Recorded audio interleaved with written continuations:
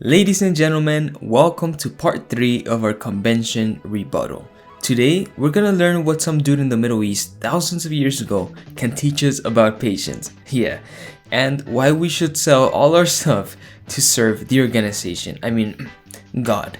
Remember, if you cringe, you lose. And when you cringe, let me know the exact moment you lost it. Are you ready? Let's watch. Throughout his entire existence, Jesus has provided a living example of patience. Well, in the following video, note how an older brother becomes a living example of patience and humility as he kindly helps another brother to trust Jehovah and imitate the patience of Jesus. What was it again? Did the LDC say they were going to provide us with some more direction? Yeah, they said they would address these needs in the best way possible, but that may take some time. We can solve this now. Well, there is another problem that needs your attention right now. Maybe you can help me with it. It's good to see someone out to be a help. Look at all these beautiful people performing unpaid labor for Watchtower. Oh, here we go.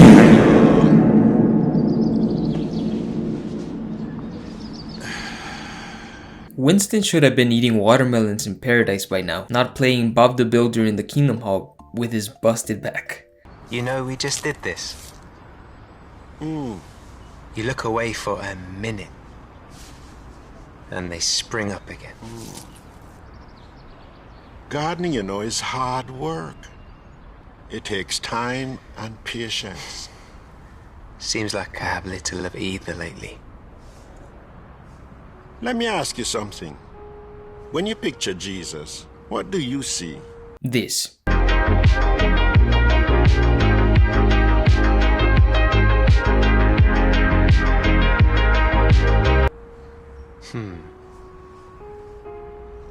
A mighty king in heaven. Yes, yes.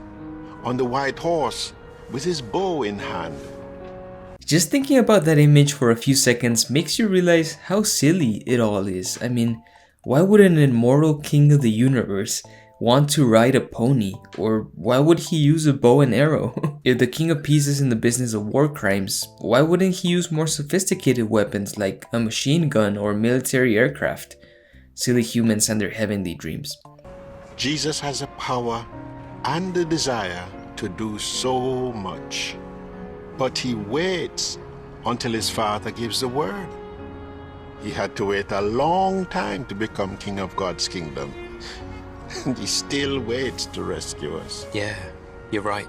What the hell is taking Jesus so long?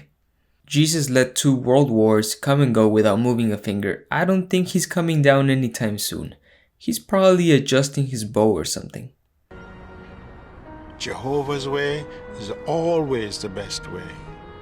You already said that, old man. You need to go get yourself checked. It's okay to wait if you're waiting on him. But in the meantime, we always have weeds to pull. Was that supposed to be a joke of some sort? The temperature felt good today. Yes, Winston. This was definitely better than my quick fix. True, Thomas. The project was a success. I guess the lesson in all of this is listen to Watchtower's direction even if it makes no sense because they know more about air conditioning than you do. But we needed to be patient. Yeah, I guess waiting for Armageddon your entire life does help you to build up patience, but I would rather learn patience from doing anything else, like, like playing chess or knitting or doing crafts, whatever. I guess it was worth the wait. You know, Winston, ever since I've known you, you've always been so patient. What's your secret? A lot of practice. Really? I imagined you were always this way. I can assure you that is not the case. Tell me more. Well, here's the thing about patience. I wonder if we're gonna learn more about Winston's backstory or if he was just another disposable NPC in this series. Probably the latter. Did you catch the wise words of our brother Winston in his beautiful accent? He said, Jesus has the power and desire to do so much, but he waits until his Father gives the word. Jehovah's way is always the best way. It's okay to wait if you're waiting on him.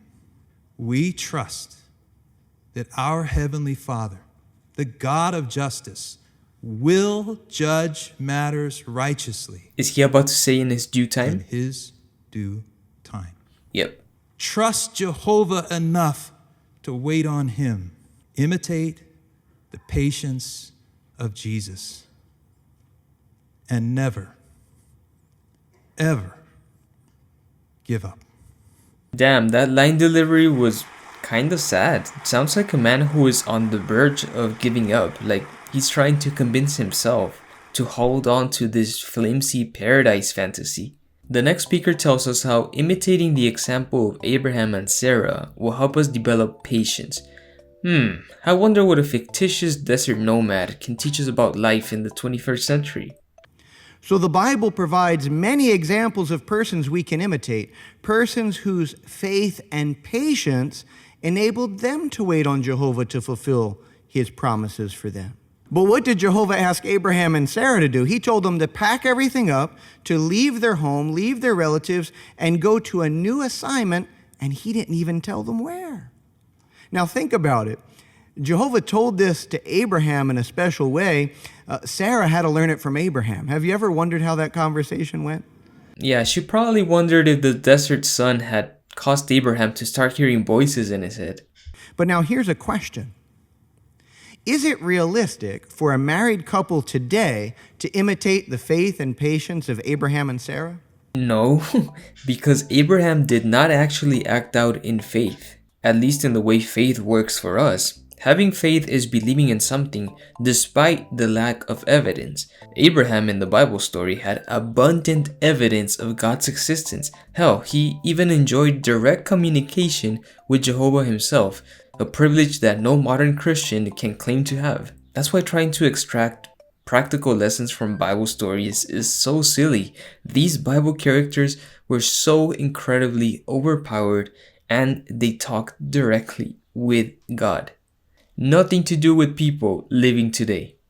Well, let's talk with Kurt and Christine Zatkowski, who currently serve as construction servants in southern New Jersey. So, Christine, one day back in 2007, you and Kurt were both working full-time. You owned a home, you owned a business, you had cars and financial security. And what did Kurt come home one day and say? That he wanted to get rid of everything and pioneer. Damn, I want to have whatever this guy was smoking. And what did you say? Honestly, I laughed, and I asked him if he was serious, but he was very serious. I'm sure that was a shock. So, Kurt, what was going on? What did you do after this response? Well, once that initial shock wore off, we talked about it, we prayed about it, and we decided to act quickly. Because we knew that if we waited for the perfect circumstances, things would likely never change. No, you acted quickly because you were aware that you're taking a brash decision, gambling your life's work away for a pipe dream. So we immediately started simplifying and auxiliary pioneering, and shortly after that, we began regular pioneering. Now our family was focused on spiritual goals. So what blessings have you experienced as a result of making these changes? Well, pioneering together has been more enjoyable than we could have ever imagined, and that led to additional blessings. Oh, I wonder what those blessings will be. Will it be clear divine intervention like happened with Abraham, or just some mundane stuff that can happen to literally anyone? For example, in all of our travels, we've met amazing people throughout the whole branch territory, and they have become part of our spiritual family. Yeah, and another cherished blessing was that in 2015 we were able to attend SKE, and the school really helped us with our trust and our reliance on Jehovah so that we would be able to have patience for the challenges that would be in our assignments ahead.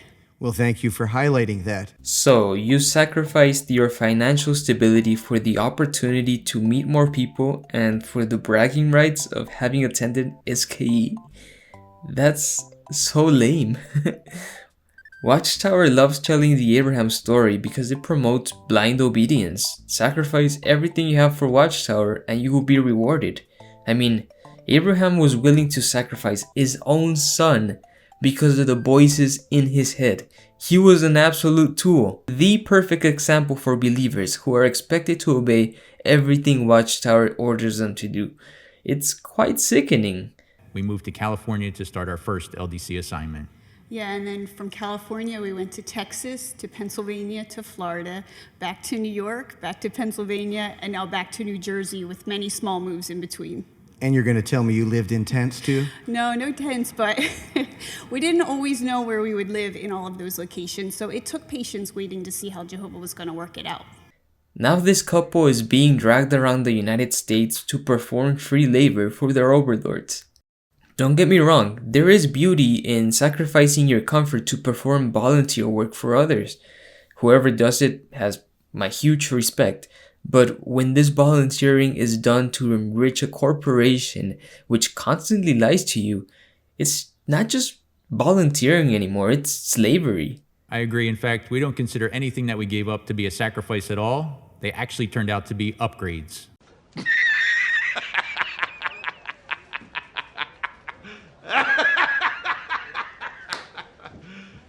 You serious? Thank you both for your expressions. You know, I wish the governing body would follow Abraham's example themselves, just pack all their shit up and move to the desert so they can stop ruining so many lives. And if they're feeling extra faithful, they could even circumcise each other for bonus points. Bah. Now this dude in the white suit's gonna tell us why being a Jehovah's Witness is the best way of life. Living this way has really shown me that by being patient with Jehovah, living by his standards, he will not fail to be late to provide exactly what I need at the right time. Thank you so much, Ramsey. Appreciate it. Damn, by the end he was rapid firing Watchtower talking points like a robot. The next speaker talks about two Bible characters which are a bit more obscure, Esther and Mordecai, and we get a truly bizarre video that's supposed to be related to this topic. We get the story of Brother Klaus, a white brother living in 1920s Tulsa, who went out looking for his black friend after hearing reports of violence in the city. Just for some context, this happened right after the Tulsa Race Massacre, in which a black neighborhood known as Greenwood was looted and burned down by a mob. Martial law was declared, the National Guard was brought in, and the black population was detained in the convention hall. It was a really violent episode of US history. A really horrible incident, but just watch what this genius Klaus does in the middle of all this violence. So Brother Klaus headed back into downtown Tulsa. The National Guard had been called in and had placed General Barrett in charge, and he decided that no black person could leave the convention hall without a signed order.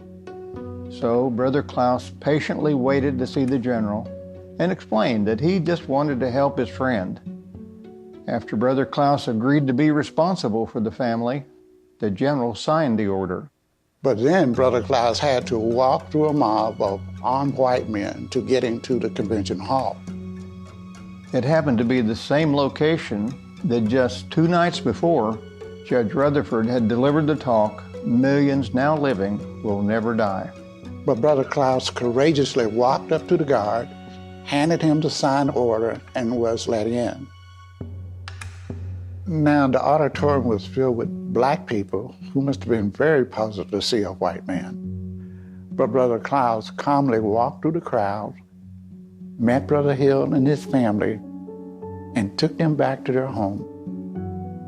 In the auditorium, Brother Klaus overheard people say, "Now look at that. They're the only religious group to go to the general and get a release for their people. You know, we're in the wrong religion, I'm thinking." Brother Klaus showed patience and discernment, and he was able to help a brother in danger. And in his weekly newspaper column, Brother Hill continued to echo the message of Brother Rutherford's talk that God's kingdom is the solution to all of the world's problems, including mob violence. Wait, Let me get this straight. So you just heard reports of black folks being massacred out in the streets, and you try to help them out by taking your friend out of the convention grounds into the streets full of angry white men? Are you fucking kidding me? Yeah, holding all those people against their will in the building was harsh, but they were literally being killed in the streets.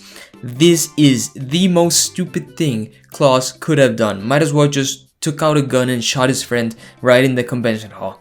And what does this have to do with the story of Esther and Mordecai?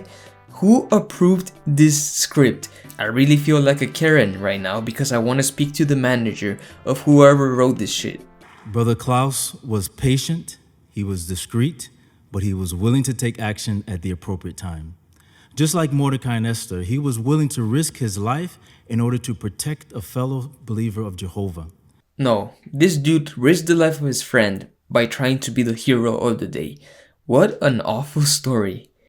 This next speaker really looks like a ghost, and he sounds like one too. Abraham and Sarah, Isaac and Rebekah, Jacob and Rachel, Elkanah and Hannah, Boaz and Ruth. What do these famous Bible characters have in common? That they probably never existed. I'm a ghost!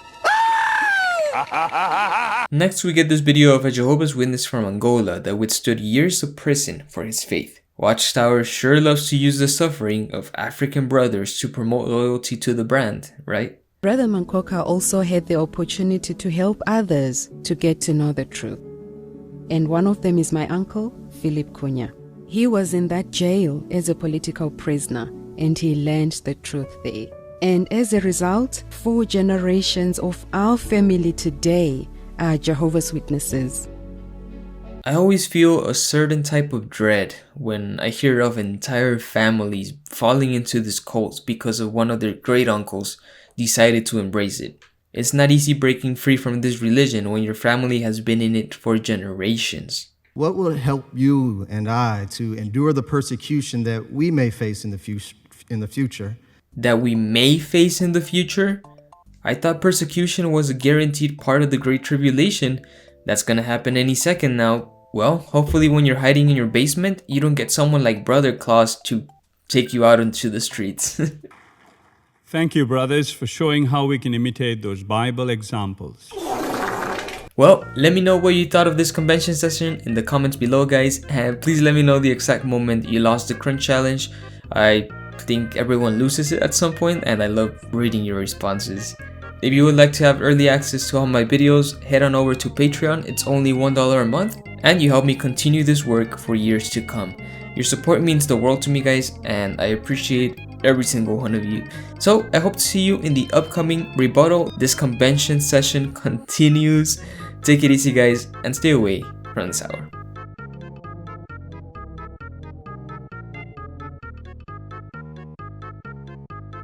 So that's it, right?